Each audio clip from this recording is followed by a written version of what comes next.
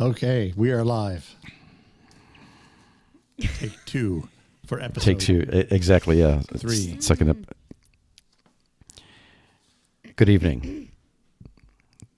Thanks for joining the Huntsmen podcast, episode 003.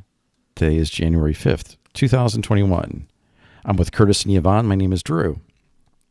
And tonight we're going to be talking about a subject that we've briefly touched on before, the missing 411 phenomenon and what that is. And Yvonne, you wanted to start with a couple of questions first off? Yeah, I think the missing 411, it's kind of interesting. I know that there's one or two documentaries out there, and I never really watched it. So in preparation for this, I started, trying to look up some information. And it seemed to be almost a little ambiguous to really understand the foundation of what this is about. And I couldn't tell if this is supposed to be based upon some type of phenomenon or what's the root of this.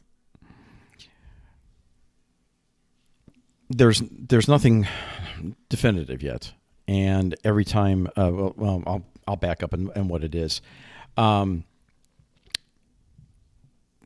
The genesis of this started with a gentleman by the name of David Politis, and he and I were in law enforcement together in Central California. He was with the San Jose Police Department, and I worked for a sheriff's department in the central part of the state, which, interestingly, the county line ended at the Southgate for Yosemite National Park, which we're going to be talking about here at some length in a couple of minutes. And Dave had a great career with San Jose PD. He retired after 20 plus years.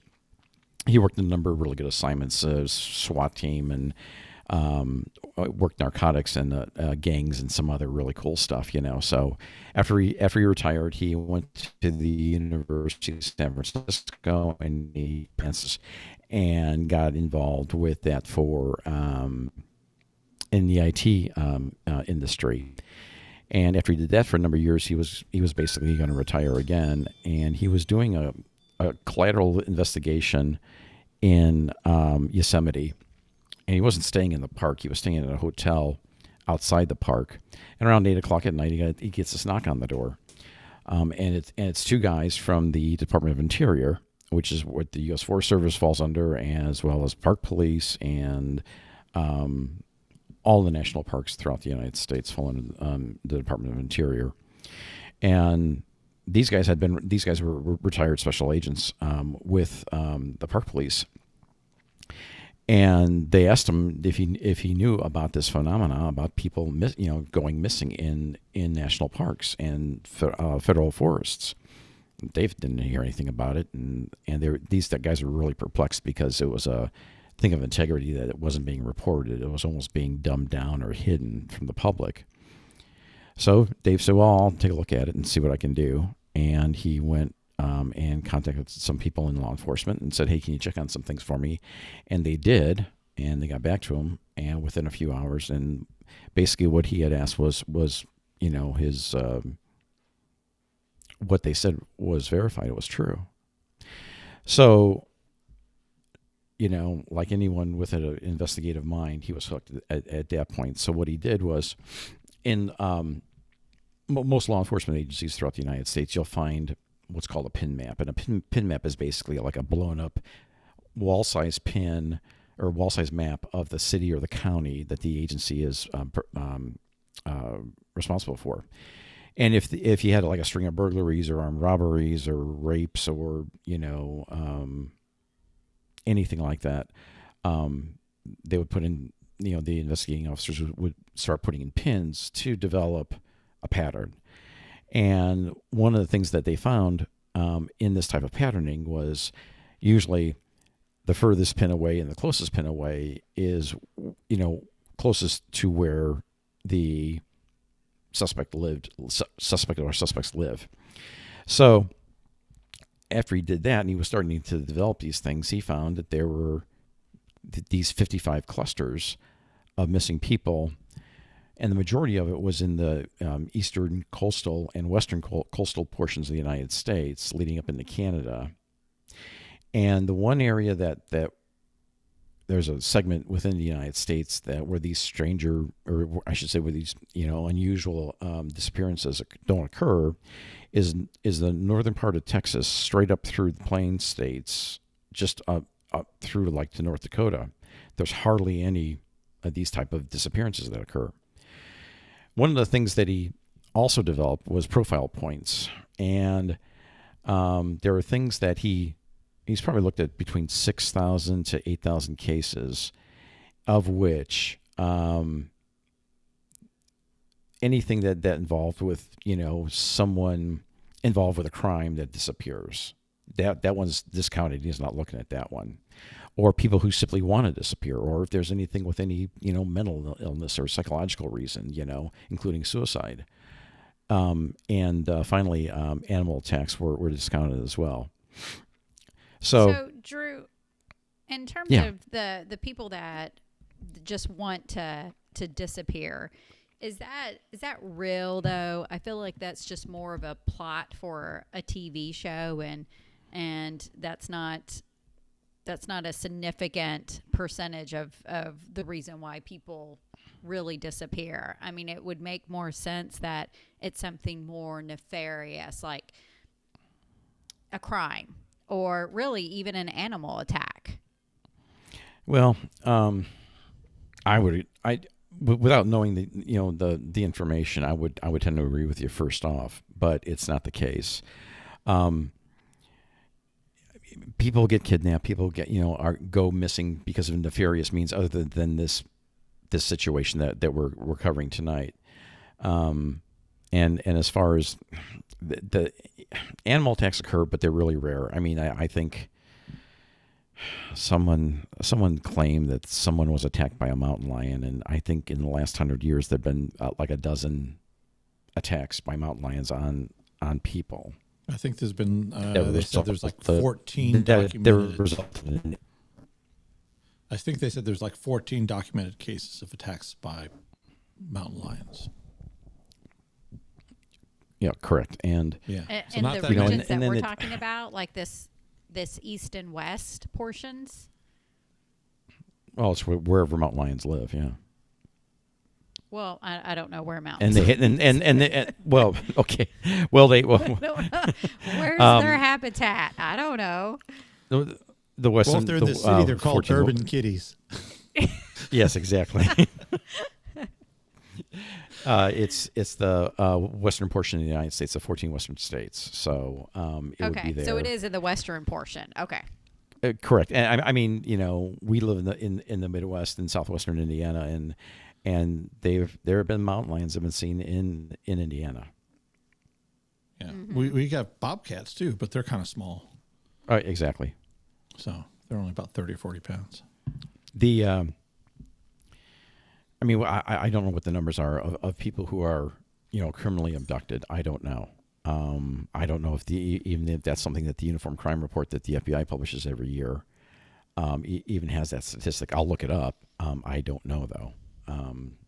I don't have an answer for that. I really don't. But there are people that do get tired of just their life, and they want to get away from it, and they don't want to kill themselves, and they just want to walk away. And I think that's probably a greater amount than people who, wind up, being taken. I mean, and it's hard to, kidnapping someone's one thing, but now you got to take care of them. Well, until you dump their body, yeah. Well, true. I mean, if you plan on murdering them, then that's a totally different thing. Yeah. I mean, it's like, well, is it going to be, like Hannibal Lecter time or where, Yeah. I mean, that is really, really extreme. That's extraordinarily rare. So The only case that I ever recall in true life where someone just wanted to disappear was, do you guys remember this happened with I think it was Olivia Newton-John's husband? Do you guys remember that? no. Like he did something tell. crazy like that. Like I think I can't. It's been so long ago, but I think it was like he created some bomb explosion or on a boat or something. And You mean he faked his own death?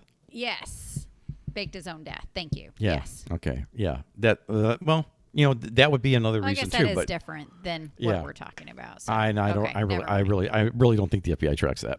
So, but you never know. It's going to be worth looking up the Uniform Crime Report to find out if that kind of information is in there or not.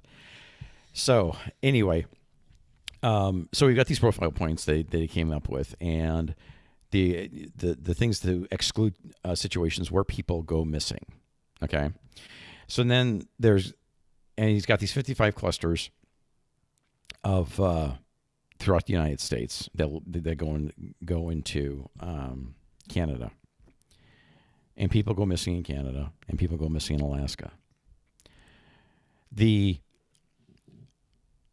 Some of the things that happen during these type of disappearances is immediately afterwards, search and rescue efforts are hampered by torrential rains or just horrible snowstorms that last for like 2 and 3 days, which can really cause problems with search and rescue canine tracking or trying to find the person that is missing. And this is something else about search and rescue canine. I mean, Curtis, you're an animal guy, and my folks trained Labrador retrievers, when I was a kid. And the one thing they want to do is they want to get out of that car and they want to start looking for whatever it is that you want them to look for. It's how they're trained. And something that happens in these situations is that the canine will go out and track for like 50 yards and stop. And they'll like walk, they'll walk around circles or lay down where they are going to get involved. It mean they're unable to track, which is just incredible to me, because of the fact that the olfactory properties of a dog for searching, our ability to smell is about the size of your finger, your little fingertip, and they're to put it into the right amount of proportion here. An animal's ability to smell would be about the size of your fist. Those their smelling ability, basically. But just the laying down or not wanting to go any further, or just going back to the truck, it's really weird. It really is. Water seems to be a factor. They don't know why. It just seems that most of the stuff occurs, near water, near bodies of water. Granite boulder fields are another big one too, and again, Dave doesn't know why. It's just these are things that keep on starting to pop up as you start looking at 6,000 to 8,000 cases, and you start seeing these things, having excluded the previous factors that I explained. So Drew, when you talk about the boulders, so you're saying that in that general area where someone disappears, they're finding a correlation that there are boulders. Granite boulders, yeah. Granite boulders. And there's something about granite. It's just something that's out there, and I don't understand it either. And well, I'm a little bit of a pessimist when it comes to this. So when they talk about our national parks, and especially out west, they're in mountainous terrains, right? So mountains are created and they're made of granite for the most part. And that's when they had the gold rush. Gold is found where two seams where the mountains push against each other and then push up. So in a mountainous terrain, just through erosion, you're going to find granite, fields of granite, boulders, fields, where they've slid, where it's done. They're going to be all over the place. And that's where a lot of these people are going into the wilderness, whether they're hunters and things like that. And then you're also talking about near water. talking about streams, rivers, in valleys, between the mountains, they're going to have water runoff. Mm-hmm. And so, they say, is it coincidence? Well, that's or what is it just coincidence the environment of It's just part of going out there. And, you're talking about harsh environments. When I was watching this documentary, nothing really screamed out to me that said that, yes, there are some strange things and there's things that we don't understand and we don't have an answer for. But usually when we find an answer, then it becomes explained. Just like when we have astrophysicists, well, there's a lot of things in the universe that we just don't understand, that we think it's unusual, or we just can't explain it until we actually figure it out and then can explain it. So they were saying, for instance, one of the things that they find is people would not have their clothes on, or they would take articles of their clothing off. When you're extreme cases of hypothermia, then that's very understandable. Yeah. Yeah. They strip, because what happens, the blood flows out to the extremities, and all of a sudden they feel like they're too hot, and then they strip off their clothing. Right. So, and this is the final stages of hypothermia. They're about dead anyway. Exactly. But like this one case, what is unusual is that this one hunter, he went out, they found his boots, and he had cut the hip straps off of his backpack. Do you remember that, Drew? And then they found him 8 miles or another so many miles down. He was dead. They found him a number of miles away. And so, they couldn't explain, well, why would he take off his boots? Why would he leave his water bladder and stuff like that behind? But he would think to take his bow and arrows with him, which are heavy, and to go with. Now, one of the things in the documentary, the second documentary about hunters, they alluded to the fact that the one people in a remote campsite heard strange vocalizations from something that they couldn't explain, which would be sort of a paranormal type thing. We don't know what it is. And said experts, I don't know who the experts are, saying that it had to come from an animal that was 7 to 8 feet tall, and here we go, Bigfoot type thing, right? So the only thing I could think of, if you correlate back to this guy that died in a different place, he cut the straps off of his backpack. He left his boots behind. It was cold, snow. He had 2 feet of snow on the ground, so bad weather. But he took his bow and arrows with him. So I kind of thought, well, maybe something was chasing him, or maybe something was after him, whether it be paranormal or natural. Don't know. Or it could have been an animal. He took off his shoes, took off his shoes for something, and then he had to make a quick exit, right? Perhaps, yeah. What about just being, is it possible just like delirium?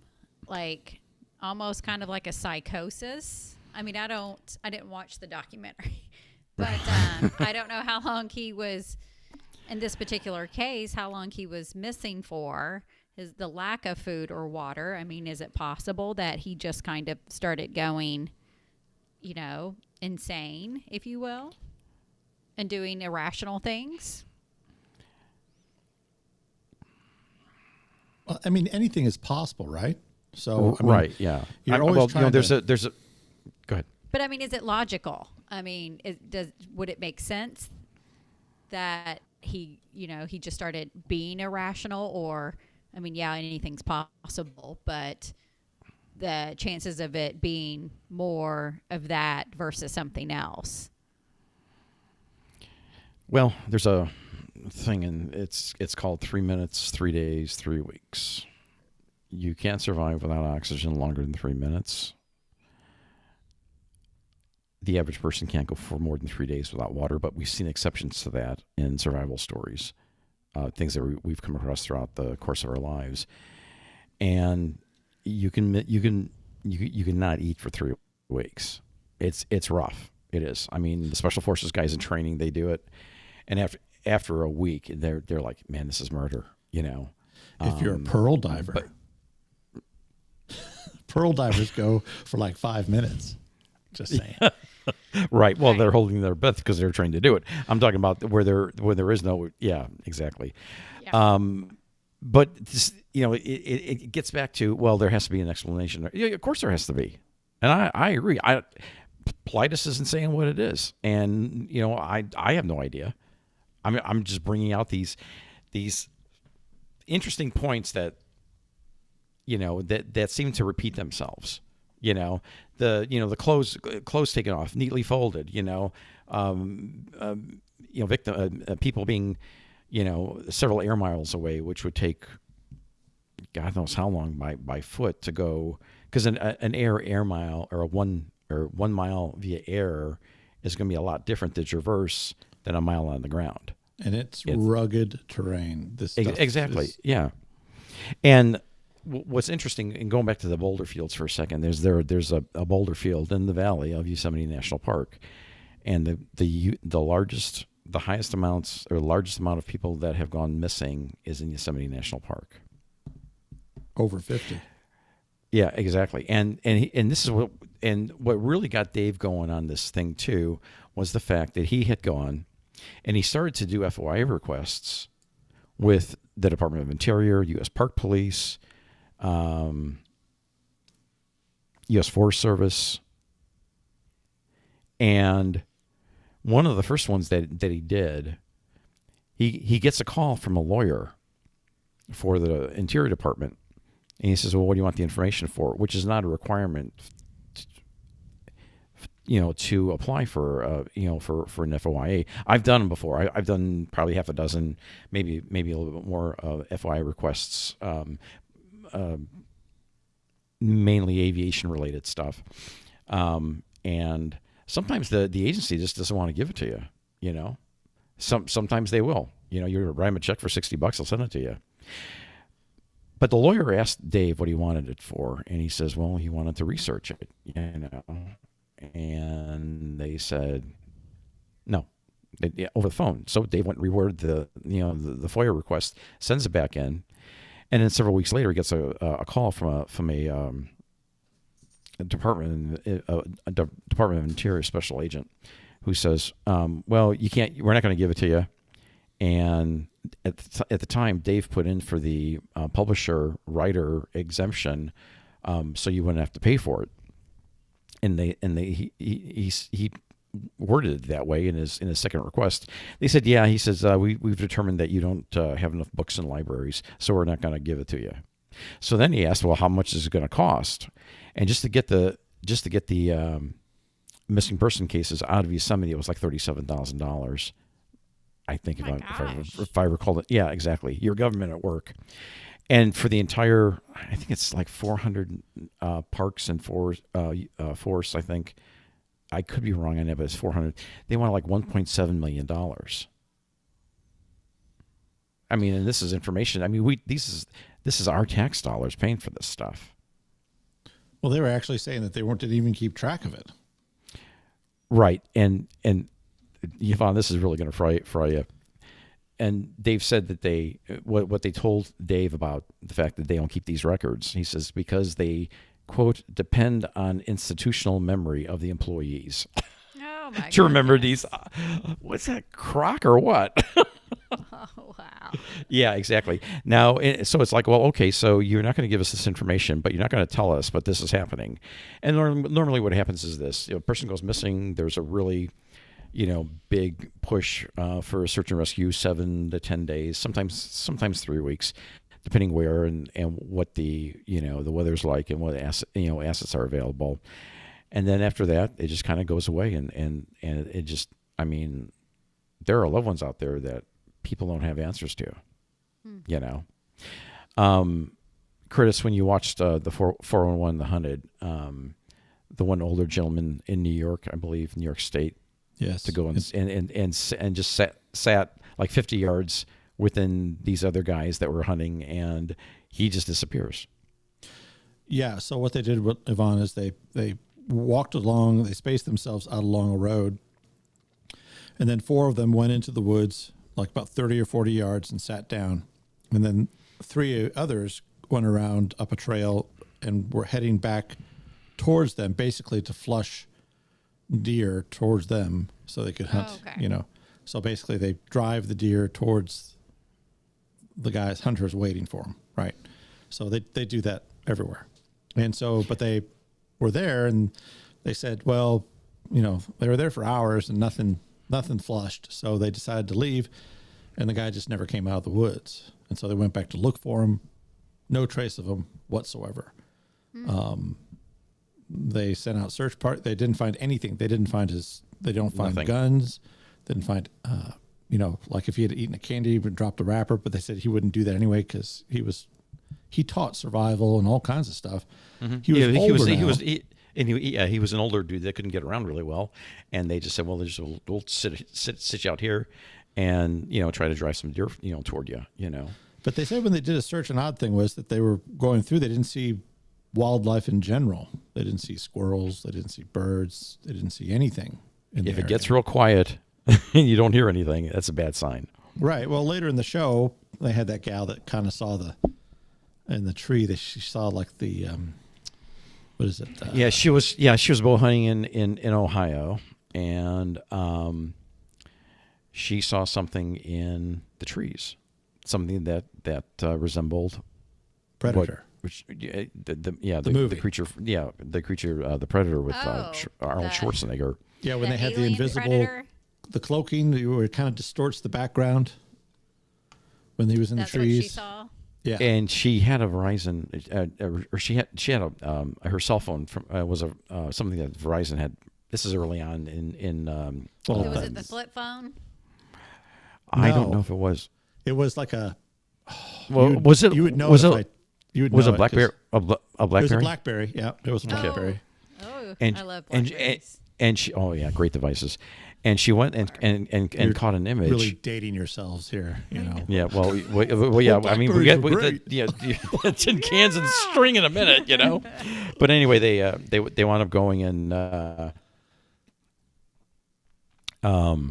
a optical physicist with the Navy, and is that what Navy? Oh, Is that what it was? wait, I feel like we skipped something. So what? She I think had that's what she he- had a Verizon phone. She had She a took a BlackBerry. photo of it. And she took it home and showed it to her husband. Okay, so there is a photo. Sort of. So Sort the of. photo, here's the weird thing, right? So it had the phone was set up. You know how you have so many pixel dimensions on the phone. Like right now, we can shoot, you know, a 16 by 9, 12 megapixel photograph on our phone. Whatever the dimensions Okay. were on that particular phone, all her photographs were one particular size. And the one photo she shot of Mr. Predator hanging out in the trees, Or across whatever it from her, was, yeah. was a different pixel dimension for whatever reason. None of the other photos in the phone, but it was a different pixel dimension and looked like it had to me, being a photographer, it looked like something like the old film days. If you open up the back of your camera and close it real quick, looked like a light leak. Okay. So the husband, who is a physicist, couldn't explain why just that one photo she took of Mr. Predator Right. was a different size than the rest.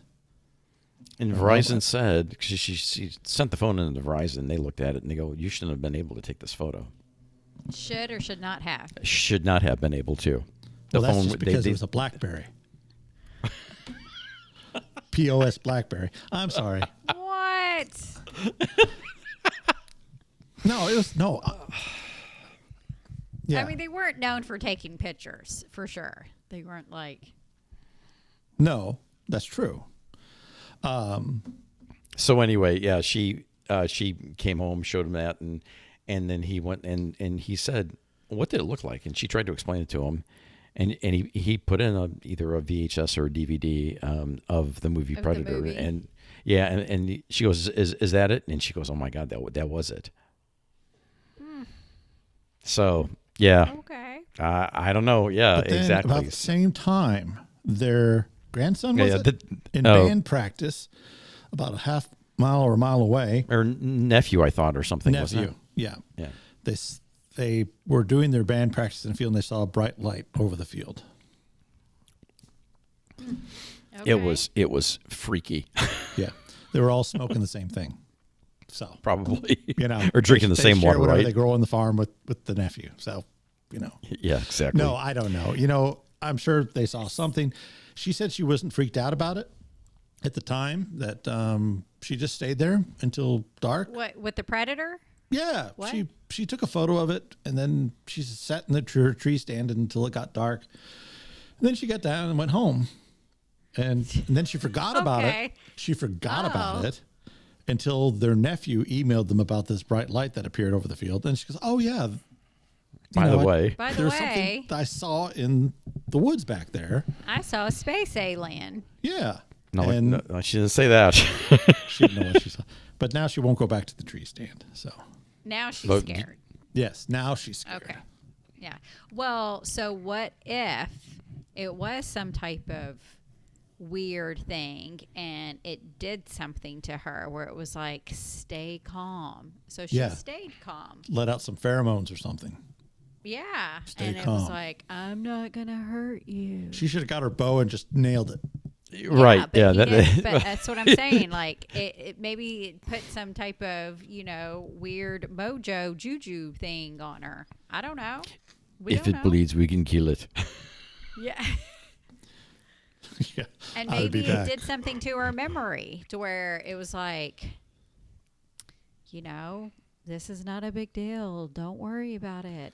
Don't remember worry. me." But I'm just in that's the not outside tree. the realm. That's not outside the realm possibility There's- actually, because there's nothing there's to see here. there's a lot of neural pathway stuff that isn't figured out yet either. So You're sit there not the and say, hunter we're looking for. yes. Yeah, there you go. You may pass. Yes. How much for these droids? They're not for sale. Anyway, there's some other points of this phenomenon. And bow hunters, German ancestry folks, and physicists What? and physicists are the largest groups of people who go missing. What? This is what the numbers that he's Are crunched. we saying in the United States in those regions, or are you just giving broad statistics? in those the 55 from those 55 clusters throughout the United States. But how many of those Like I Germans said, bow and hunters in physicists Germ- are bow hunters? Maybe they're That all would bow be hunters. interesting. I haven't heard of that yet. Maybe it's just bow hunters, It's- and they just happen to be German, happen to be physicists. Coincidence? Yeah, I mean, exactly. I can see and all- if you said bow hunters, okay, but to say Germans and physicists, it I didn't just say German sounds- physicists. I said German people of German ancestry and physicist. Okay. Let's go to the Oktoberfest. Oh, where did Hans go? He's gone. So- Why are they going into those areas? Do we know? No. Well, people do travel and they do. Well, I'm part German, and if someone puts a sign up that says beer garden 3 miles up the creek, I'm going. There you go. I'm there. Yeah, people come here. They come here vacation. It's outside the realm that these people live in a lab all day. Yeah. They are Maybe gonna there's go an out. attraction in Yosemite where these people have been, disappearing, where it says, for physicists, it says, go see the black hole 3 miles up the road, Well, right, yeah. and then some alien pops out and grabs them, You stupid physicist. There's no black hole here. I told a doc that was going to Cabo San Lucas for the first time. He hadn't been to Mexico, and he was going for like a 4-day thing. And I said, okay, don't act like the ugly American. And I said, be nice, be kind, tip well. And I said, avoid the day trip to the cave where no one comes out of. Just pass that one up. I think he did ignore that, by the way. But anyway, So you went to the cave? no, he didn't. There is no cave. I'm just saying in case there was. Oh. I spent some time in Cabo, but not that much, so I'm not that familiar with it. But also, highly educated people seem to be taken quite frequently, and those with mental handicaps also go missing. So basically, they're not picky on who they get. It doesn't matter if you just happen to walk into the area that's it. You're toast. And it just happens that Germans, physicists, bow hunters, and people with deficiencies walk into those areas. And don't forget the highly educated too. And well, yes, you think I they'd be mean, smart enough they're not to do that, you know but they do. Docs, MDs. I mean, it's nuts. It really is. I don't know. I can't explain it. I don't know why. I think that once it's determined what the source of this is or why it's happening, I think that'll probably wind up unfolding as to why. Well, the bow hunter thing would be kind of interesting because I've been bow hunting for years, and it's a solitary thing. It really is, and it would be easy to grab somebody who's alone, that that probably would be easier to grab, kidnap, whatever you want to call it, than someone who is armed with a modern firearm or like a muzzleloader or something. I don't know. That's just something that right off the top of my head. People with firearms are disappearing. Yes, they are. So unfortunately, it's not just bow hunters. It's not. No, it's not. It's not just bow hunters. It's this other group of armed people they disappear all the time, and they aren't finding anything. They aren't finding the weapons. They aren't finding anything. Yeah, some of them. It's really crazy. It is. It is nuts. It is, and I just. Dave's got a lot of passion for this. He really does, and he's not going to sit there and say without proof of what it is, because when you do any sort of investigation or when there's a path of inquiry, it's so easy to jump on something early on and go, oh, it's like this, and he's not a connect the dots guy either, and that's not going to get you the right answer to this. You might wind up thinking it's going down one path of explanation when in fact it's not what you think it is. It's something totally different. So there's some things that he's this is really this is another one, Yvonne, that's going to make your head make you shake your head. During the searches of people who are missing, we'll go over searched areas dozens of times and find nothing, and then they're going down that same path again, and then the person that's missing is there, but they weren't the 15 times before when the area was searched. So they've searched it dozens of times by experienced people who they're trained to do it, and then they'll go over it like the 14th or 15th time, and then they're there, or the bodies are there. Yes. Or the remains of the bodies. Right, exactly. So they are finding. So some bodies are found, or all the bodies found. What are we saying? Some. Well, no, some. Okay. Not all. And the ones that they are finding, though, that's where like their clothes are missing or somewhat missing. Well, they'll find, like for instance, in this one child, they found his clothes and a tooth. And a tooth. A tooth. What kind of his tooth or somebody else's tooth? And then he was like 8 miles up the mountain. Well, and they found this. I'm still stuck on this tooth. So so you're saying that they found him and then his tooth was no. They found his clothes and a tooth. And then the skull cap from part of his skull they found later. Oh my!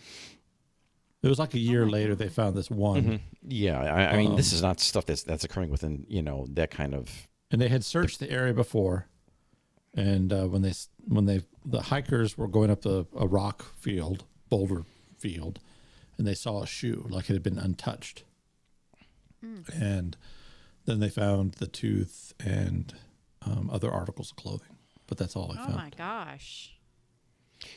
During the since this is a good segue for this, during the autopsies, extraordinarily high levels of GHB are being found in blood toxicology. So what's GHB? That's the date rape drug. Now, see, we naturally produce it in our body, and what it does is it helps counter carbon dioxide in our brain.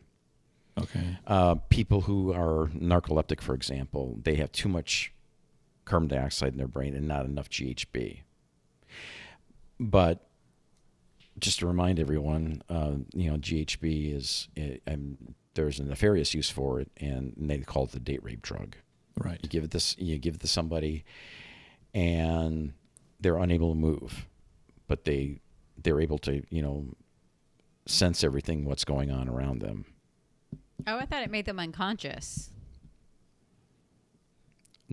Well, it would depend on the level, but normally there's like a one dose. But normally, like I said, it paralyzes you. But you're saying that our bodies produce this chemical as well? Small trace amounts, yeah. What causes it to produce? What causes GHB production?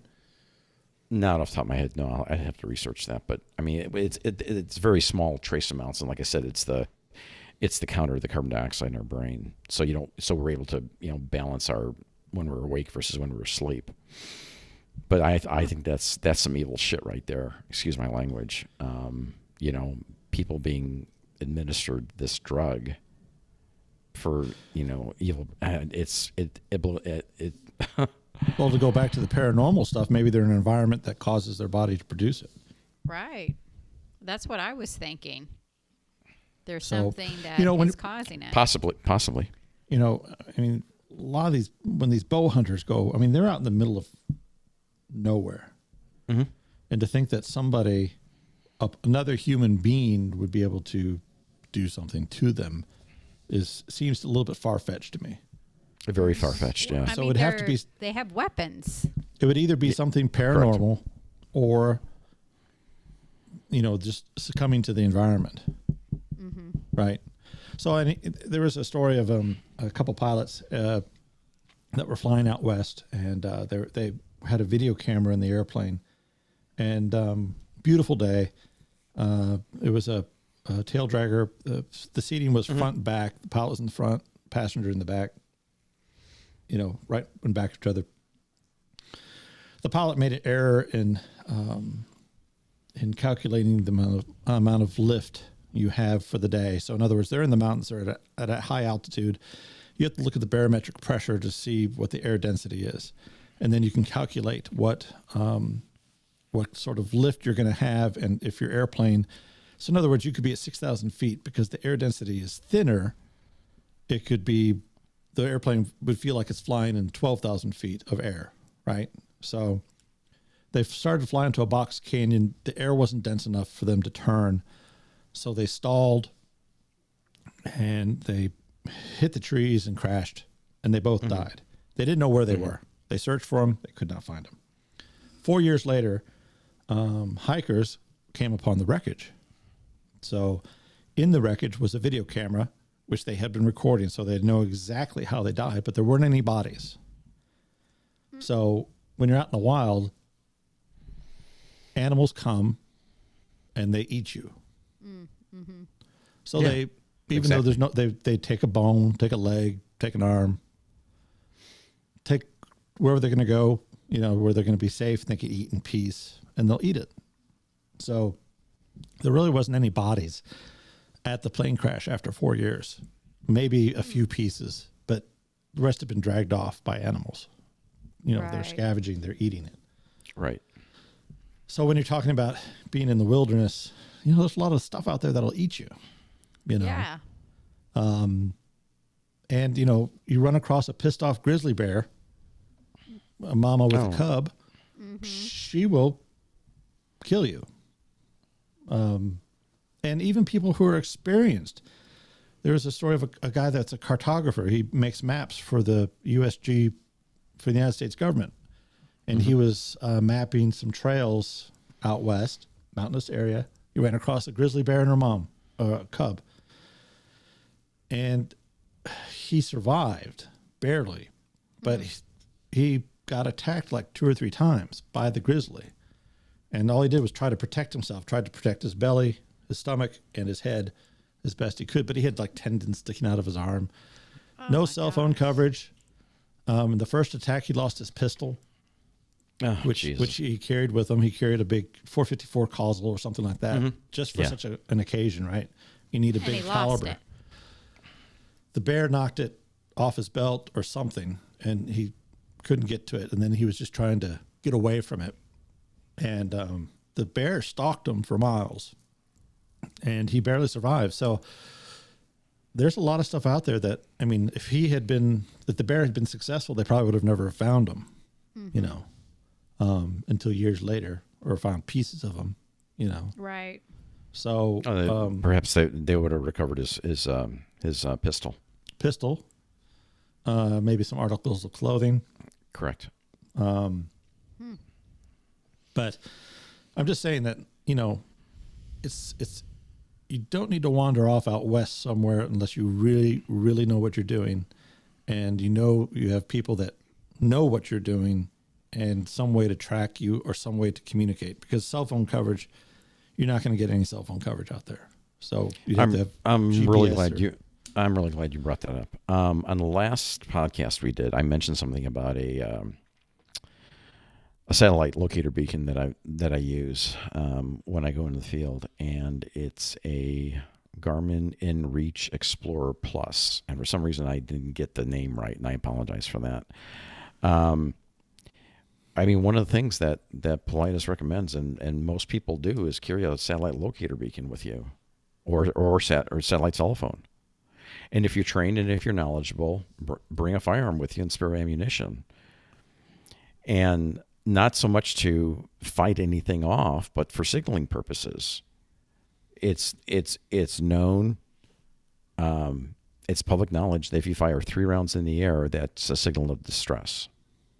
I didn't know that. Yeah. It is. Well, So I usually carry a pellet gun with me, and I fire 3 rounds, but nobody heard. It's like the bow hunter fires 3 arrows up in the air. You know, it's the same thing. There's a friend of mine spent a lot of time in Africa. He hunted there as well, and Jeff said that Africa is. He said if a lion gets a hold of you, they'll chew you down right down to your toenails. You know. And the world is, I mean, we're in these little sterile places basically that are safe in our homes and in our apartments, but 15-minute drive in most portions of the United States, you can be in you can get in over your head really, really quick. Well, there's a story I can be at a swamp in 15 minutes. Yeah. Yeah, exactly. And there's all kinds of nasty things in swamps. You have more poisonous snakes where you live, Yvonne, than I think anywhere in the world. I didn't know that either. She's never going to leave her apartment, Curtis. Oh, my gosh. Just saying.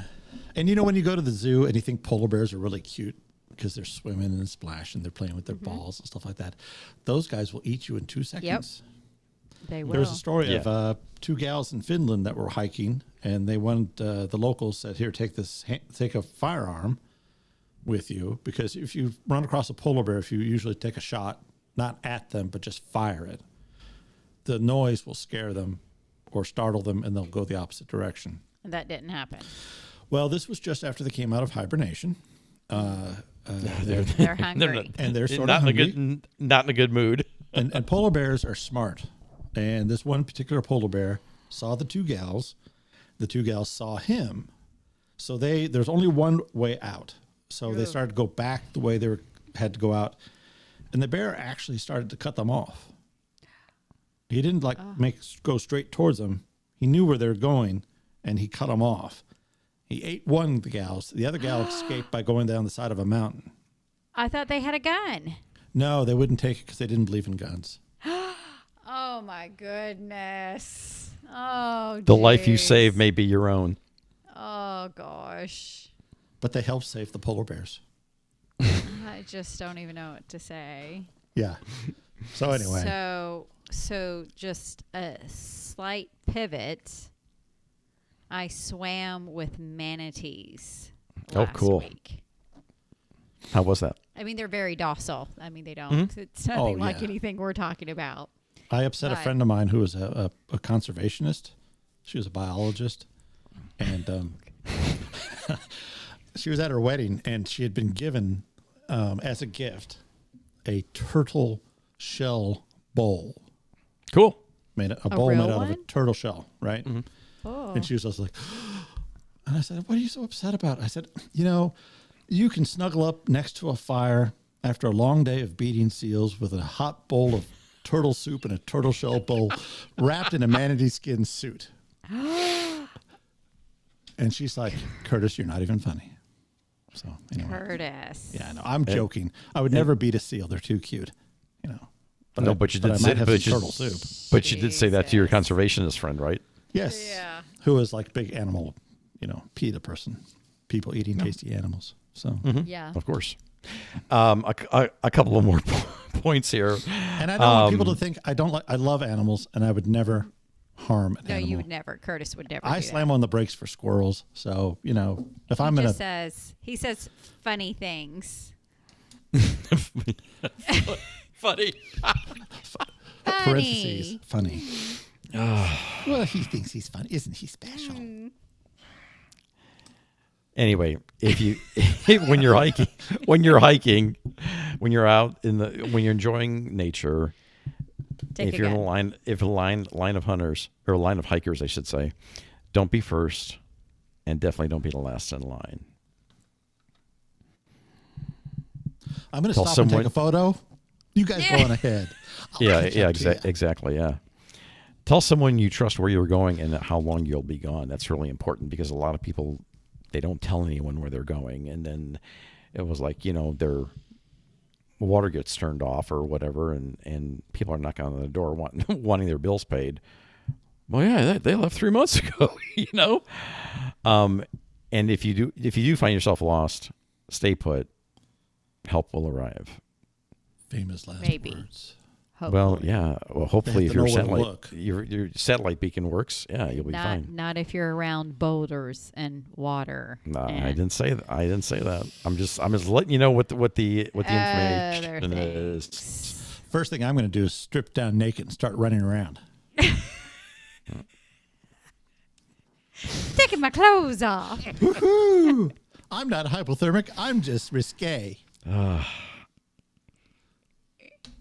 Well, hopefully, if we get more subscribers, Having That'll fun. scare, we'll that'll find what we scare have any right bear now. away. We can. It'll be, oh my Yeah, God, exactly. there's that guy's naked. Let's go back in the woods. Hopefully, we can get Pleiades to come on if he will after he hears Not after he hears this. this podcast. Probably not. I don't no. think No. he wants any association with us after this. Yeah. Oh, I'll have to watch the Hope- documentary because he'll be like, who's not. Have you read the seen books? any of Have that you stuff. seen the? Yeah. Have you seen the movies? So. I'm gonna have to watch it. It's the one interesting thing about his books is they're not available as ebooks. So you got to you buy gotta read the it? actual. Well, yeah. Well, yeah. Of course. Sorry. Oh. Jeez. You mean it's made out of paper? Yes. Yeah. It's not audible. Right. It's not on No. Audible. No. Look, guys, No. my mic. Oh, yeah. You're right. It is starting to droop. Yeah, exactly. It wasn't gonna last. I don't know why it's doing that. Anyway, that's all I got Gravity. for that. That's all I have. Okay. for this. There is one more correction that I need to make. Last podcast we mentioned about a movie called Fire in the Sky regarding the abduction of Travis Walton, and I was incorrect, and I called him Randy Walton because Randy Walton was someone I worked with in high school, and it just stuck in my mind. And Yvonne's microphone is doing its own thing. Yes. Yes. Sorry. Go ahead, Drew. I'm listening. Travis. Yeah, Travis Walton. Yeah, he was the. I called him Randy Walton, and it was just a mistake on my part. I used to work with a guy by the name of Randy Walton when I was in high school, and it just popped in there instead of Travis. So I apologize, Mr. Walton. Travis Walton, that is. All right. That's that's it for me, kids. That's all I got. Well, I ain't got nothing else. What about these guests you've been talking about? Yeah, I haven't really followed up on that. Okay. we will. I'm working on it. So, yeah. So Yeah, we're a the step holidays closer really screwed to me it. up. Yeah. So, COVID. I blame it on COVID, Yeah. even though it's not COVID's fault. I'm going to blame it on COVID. It's the atmosphere. It's the environment that it's caused. 2021 will be better. It will be. I hope We're it here. is. We're in this year. We We're are. gonna leave it all behind. So, Yep. guys, I don't think my mic is going to hold up very much longer. I'm afraid it's going to start drooping again. So, All right. Well, you've been listening to the Huntsman podcast with Yvonne, Drew, and myself, Curtis. This was episode 3, and we thank you for listening. And if you get the chance, like and subscribe if you're on YouTube. If you want to watch us, you can subscribe to our channel on YouTube. If not, subscribe to our podcast, and then you'll be notified when a new episode appears. And this is the 3rd episode, so we'll have a podcast available coming soon, hopefully. Hopefully, yes. So sometimes it's hit and miss. So that's why you need to subscribe, so you can know when we actually post something. But thank you all for listening, and have a great evening. Take care, guys. Good night.